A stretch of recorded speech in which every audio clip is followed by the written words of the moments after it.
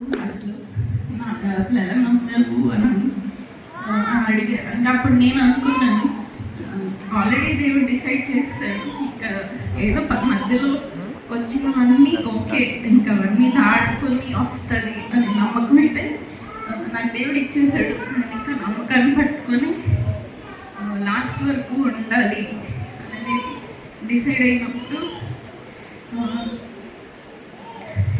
కొన్నిసార్లు ఎలా అనిపించదంటే, మార్నింగ్ నేను వెళ్ళి చూసి వచ్చినప్పుడు నైట్కి ఈ వాల్యూస్ అన్నీ డ్రాప్ అయిపోతుంది. అది అంటే ఎలాగా అంటే డిస్టర్బ్ అయిపోయిందండి.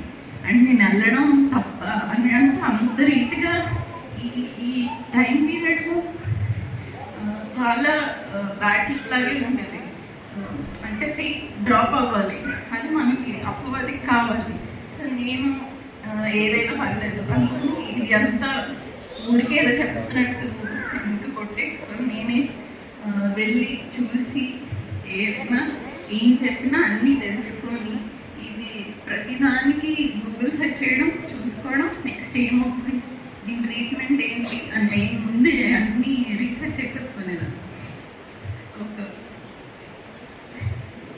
ఒక టైంలో ఇంకా మొత్తం ఇంకా లంగ్స్ ఊరికే కొలాప్స్ అయిపోవడం వల్ల ఏం చేయాలి నెక్స్ట్ స్టెప్ అనేది డాక్టర్స్ కూడా ఏం డిసైడ్ అవ్వలేకపోయేవారు.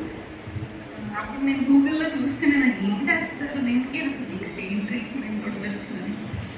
ఈ ఐసీడీ ట్యూబ్ అనేది ఒకటి పెట్టి వాక్యూమ్ అంతా పోతే అప్పుడు చూసి దాన్ని బట్టి ఆ స్పేస్ అంతా పోతే అప్పుడు నెక్స్ట్ ఫార్వర్డ్ వెళ్ళాలి అని అనుకుంటారు.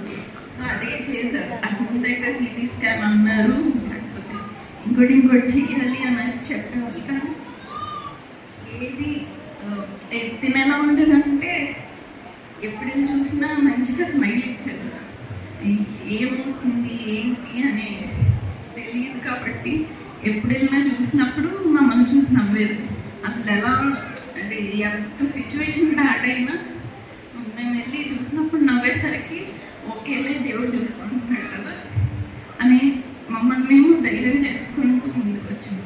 ఇదంతా 3 months మొత్తం అందరూ చర్చ్ కానీ ఫ్యామిలీ అందరూ ఫ్రెండ్స్ అందరూ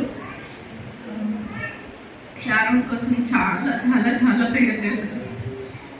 తెలిసిన వాళ్ళు తెలియని వాళ్ళు ఎవరెవరో రిక్వెస్ట్ పెట్టగానే చాలా మంది ఫార్వర్డ్ చేసి దానికోసం చాలా ప్రేయర్ చేశారు. మీ అందరికీ చాలా థ్యాంక్స్.